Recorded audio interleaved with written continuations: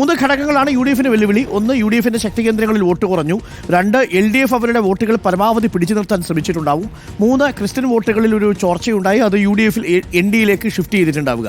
ഞാൻ ഇനി ഒന്ന് തുറന്ന് ചോദിക്കട്ടെ, ഇത്രയും ദിവസങ്ങളായാലും തുറന്ന് സിക്ക് പറയാം. അത് മാത്രമല്ല അത് മാത്രമല്ല ഒരു കാര്യം കൂടി ഞാൻ യു ഡി എഫിൽ ഞാൻ നിങ്ങൾ ശ്രദ്ധിച്ചിട്ടുണ്ടോ എന്നറിയില്ല, യു ഡി എഫിൻ്റെ ജനപ്രതിനിധികൾ അടക്കമുള്ള ആളുകൾ നിഷ്ക്രിയമായിരുന്നു. സാധാരണ ഒരു തെരഞ്ഞെടുപ്പ് സമയത്ത് നിർണായക റോള് ജനപ്രതിനിധികൾക്കാണ്. വോട്ടർമാരെ കൊണ്ടുവരുന്നതിൽ അവർക്ക് അവരുടെ വാർഡുകളിൽ അവരുടെ പ്രദേശത്ത് വലിയ സ്വാധീനമായിരിക്കും. ജനങ്ങളുമായിട്ട് നല്ല വ്യക്തിപരമായിട്ടുള്ള ബന്ധങ്ങളുണ്ടാവും. പഞ്ചായത്ത് മെമ്പർക്കായാലും മുനിസിപ്പൽ കൗൺസിലർമാർക്കായാലും. അത് ഞാൻ എടുത്ത് ശ്രദ്ധിച്ച കാര്യമാണ്. യു ഡി എഫിൻ്റെ ജനപ്രതിനിധികൾ ഭൂരിഭാഗവും നിഷ്ക്രിയമായിരുന്നു. അത് ഇത്തരത്തിലുള്ള പ്രവർത്തനങ്ങളിൽ അവർ വലിയ താല്പര്യം കാണിച്ചിട്ടില്ല. ഔട്ടർ ബൂത്തുകളിൽ ചില ആളുകൾ നിന്നിട്ടുണ്ട്, ചില ആളുകൾ ബൂത്തുകളിലേ പരിസരത്ത് പോലും ഉണ്ടായിട്ടില്ല. യു ഡി എഫിൽ വലിയൊരു ഒഴുക്കുണ്ടായിട്ടുണ്ട് തവണ. യു ഡി എഫിന് ഒരു അടിയൊഴുക്ക് തവണ ഉണ്ടായിട്ടുണ്ട്. അതിൻ്റെ വലിപ്പം ഫലം വരുന്ന സമയത്ത് നമുക്കറിയാൻ കഴിയും.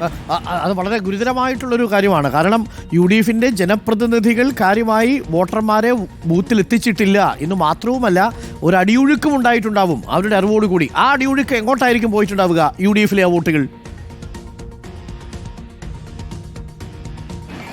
ഞങ്ങൾ തീർച്ചയായിട്ടും അത് പ്രതീക്ഷിക്കുന്നു. ബി ജെ പിയിലേക്ക് വന്നിട്ടുണ്ടാവും.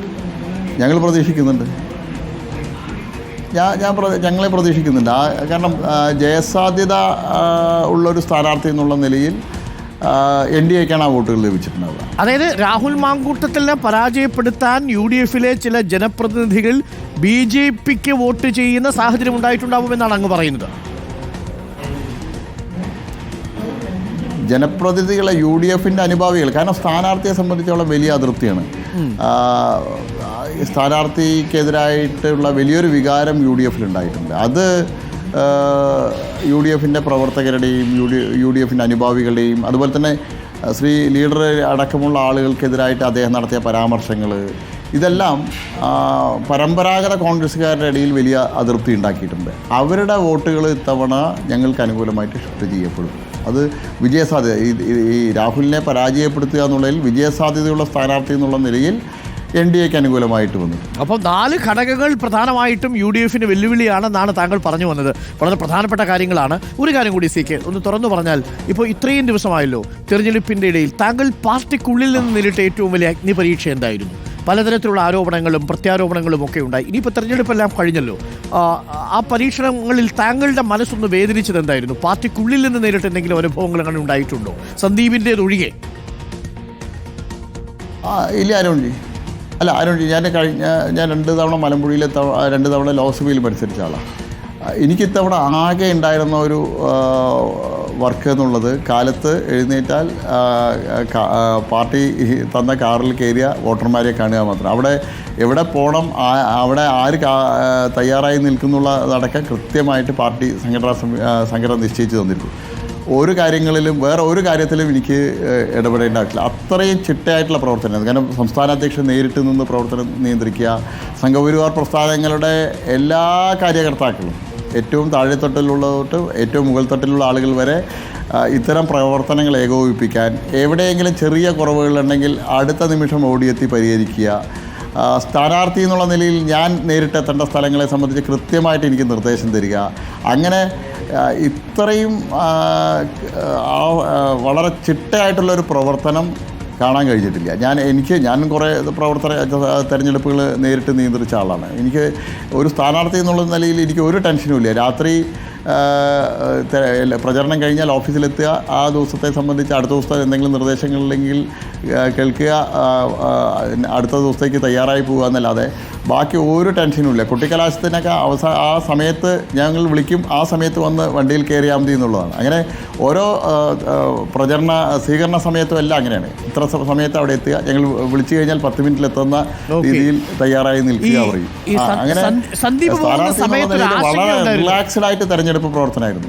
സന്ദീപ് ഇങ്ങനെ മാറി നിൽക്കുന്ന സമയത്ത് ഒരു ആശങ്കയുണ്ടായിരുന്നു? ഇല്ല അരുൺ, എനിക്ക് ഈ പ്രസ്ഥാനത്തെക്കുറിച്ച് കൃത്യമായിട്ട് അറിയാം. കൃഷ്ണകുമാർ പോയാലും ഞാൻ പറഞ്ഞിരുന്നല്ലോ, അന്ന് തന്നെ പറഞ്ഞിരുന്നു, ആര് പോയാലും ആ പോകുന്ന ആൾ ഒറ്റയ്ക്ക് പോകും, അയാളുടെ നിഴൽ പോലും പോവില്ല കൂടെ എന്നുള്ളത്. അത് എനിക്കറിയാം. കാരണം ഇത് പാലക്കാടും എല്ലാം ഇതിനു മുമ്പെല്ലാം പല ഘട്ടങ്ങളിലും കേരളത്തിലൊക്കെ പ്രതിസന്ധികൾ ഉണ്ടായിട്ടുണ്ടല്ലോ. അന്നെല്ലാം പോയ ആളുകൾക്ക് എന്ത് ഡാമേജ് ഉണ്ടാക്കാൻ കഴിഞ്ഞു എന്നുള്ളത് അറിയാം. പിന്നെ സന്ദീപിന് ഇവിടെ താഴെത്തട്ടുള്ള പ്രവർത്തകരുമായിട്ട് എന്ത് ബന്ധമാണെന്നുള്ളത് ഏറ്റവും കൂടുതൽ അറിയുന്ന ആൾ ഞാനാണ്. ഇന്നലെയൊക്കെ ഇട്ട പോസ്റ്റുകൾ പല പ്രവർത്തകരും സന്ദീപിൻ്റെ പഴയ വാട്സാപ്പ് ഗ്രൂപ്പുകളിലിട്ട പോസ്റ്റുകൾ എടുത്ത് ഫേസ്ബുക്കിൽ പോസ്റ്റ് ചെയ്തിട്ടുണ്ട്. 2012 ഞാൻ ജില്ലാ പ്രസിഡൻ്റായിരിക്കുന്ന സമയത്ത് ഈ ചെത്തലൂരിൽ ഒരു പ്രശ്നമുണ്ടായ സമയത്ത് അവിടുത്തെ NDF-ഉം അതുപോലെ തന്നെ മുസ്ലിം ലീഗിൻ്റെ പ്രവർത്തകരായിട്ട് സംഘർഷം ഉണ്ടായ സമയത്ത് ഒളിവിൽ പോയിരുന്നിട്ട് ഇട്ട പോസ്റ്റ് BJP-യുടെ ജില്ലാ പ്രസിഡൻ്റായിട്ടുള്ള കൃഷ്ണകുമാർജി എൻ്റെ വീട്ടിലെത്തി അമ്മയെ ആശ്വസിപ്പിച്ചു, ശശികല ടീച്ചർ വന്നു, രാഹുൽ ഈശ്വർ വിളിച്ചു. ഇതെല്ലാം പ്രവർത്തകരാണ് എടുത്തിടുന്നത്. കാരണം ഇത്തരം സംഭവങ്ങൾ ഉണ്ടാകുന്ന സമയത്ത് ഓടിയെത്തുന്ന ആളാണ് ഞാൻ എന്നുള്ളത് സാധാരണ പ്രവർത്തകർക്കറിയാം.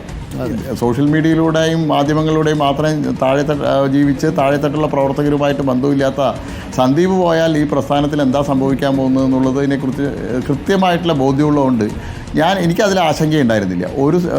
പിന്നെ പാലക്കാട് ഇന്ന് 55 കിലോമീറ്റർ അപ്പുറത്തുള്ള ആളാണ്. പാലക്കാട് നിയോജക മണ്ഡലത്തിലെ ഒരു സാധാരണ പ്രവർത്തകനെ പോലും നേരിട്ട് അറിയാത്ത ആളാണ്. ഒരു പ്രവർത്തകനും മാനസികമായിട്ട് ഒരു പ്രവർത്തകരെയും സ്വാധീനിക്കാൻ കഴിയാത്ത ആളാണെന്നുള്ളത് എനിക്ക് നല്ല ബോധ്യമുണ്ട്. ഓക്കെ, ഒരു കാര്യം കൂടി CK, ഇപ്പോൾ ഈ സന്ദീപ് പറഞ്ഞിരിക്കുന്നത് അദ്ദേഹത്തിൻ്റെ അമ്മയുടെ ഭൂമി RSSന് കൊടുക്കാമെന്ന് പറഞ്ഞിരുന്നതാണ്. അതൊരു വർഷം അദ്ദേഹം കാത്തിരിക്കും. അത് RSS ഏറ്റെടുക്കാൻ സാധ്യതയുണ്ടോ CKയുടെ ഒരു നിലപാട് എന്താ? അത് RSS ഏറ്റെടുക്കണോ വേണ്ടയോ? കാര്യം പാർട്ടിയെ വഞ്ചിച്ചു പോയ ഒരാൾ എന്നൊരു പ്രതീതി RSSനുമുണ്ട്, അതേപോലെ പാർട്ടിക്കുമുണ്ട്. ഈ ചെത്തലൂരല്ല, ഈ കേരളത്തിൽ എവിടെ വേണമെങ്കിലും RSSന് ഒരു സെൻറ്റോ 10 സെൻറ്റോ 1000 ഏക്കറോ വേണമെന്ന് പറഞ്ഞാൽ നിമിഷ നേരം കൊണ്ട് അത് നടത്തി തരാൻ കഴിയുന്ന പ്രവർത്തകരും സംഘടനാ ശേഷിയുണ്ട്. അപ്പോൾ ചെത്തലൂരിൽ സന്ദീപ് പറഞ്ഞ സ്ഥലം വേണോ വേണ്ടതെന്നൊക്കെ അവിടുത്തെ പ്രാദേശികമായിട്ടുള്ള സംഘത്തിൻ്റെ ഈ സംഘപരിവാർ പ്രസ്ഥാനങ്ങളിലെ കാര്യകർത്താക്കൾ തീരുമാനിക്കും അവർക്ക് വേണമെന്നുള്ളത്. കാരണം അവരുടെ അഭിമാന ബോധത്തെ ആണ് സന്ദീപ് ചോദ്യം ചെയ്തത്. കഴിഞ്ഞ ദിവസം അവർ പാർട്ടി ഓഫീസിൽ വന്നിരുന്നു. അവർ പറഞ്ഞത് ഒരു വ്യക്തി എന്നുള്ള നിലയിൽ ഞങ്ങളുടെ കൂടെ അവിടെ പ്രവർത്തിക്കുന്ന ആളെന്നുള്ള നിലയിൽ ഞങ്ങൾ ഒരു വിഷമമുണ്ടായ സമയത്ത് ഞങ്ങളെല്ലാവരും കൂടെ പോയി കാണാനും ആശ്വസിപ്പിക്കാനും. പക്ഷേ ഈ പ്രസ്ഥാനത്തിനെതിരായിട്ട് തിരിഞ്ഞ ആ നിമിഷത്തിൽ ഞങ്ങൾ ആ വ്യക്തിയെ ഞങ്ങളുടെ മനസ്സിൽ നിന്ന് പറിച്ചെറിഞ്ഞു. ഒരു സ്ഥാനവുമില്ല. ഞങ്ങൾ ഒരു കാലത്തും അദ്ദേഹത്തോട് ക്ഷമിക്കാൻ തയ്യാറല്ല എന്നുള്ളതാണ്. അപ്പോൾ ചെത്തലൂരിലെ ഭൂമി വേണോ എന്നുള്ളതൊക്കെ അവിടുത്തെ പ്രവർത്തകർ തീരുമാനിക്കും. മനസ്സിൽ സ്ഥാനമില്ലാത്തവരുടെ സ്ഥലം എന്തിന് എന്നൊരു ചോദ്യം ഉണ്ടല്ലോ. അത് തീർച്ചയായിട്ടും അവർ അങ്ങനെയായിരിക്കും തീരുമാനിക്കുന്നത്. അവിടെ ഞാൻ ഒരു കാര്യം അരുൺജിയോട് ഞാൻ ഒരു കാര്യം ഞാൻ വിട്ടുപോയി. അവിടെ BJP-യുടെ പഞ്ചായത്ത് പ്രാദേശികമായിട്ടുള്ള ഓഫീസ് സന്ദീപിൻ്റെ ബിൽഡിങ്ങിലായിരുന്നു.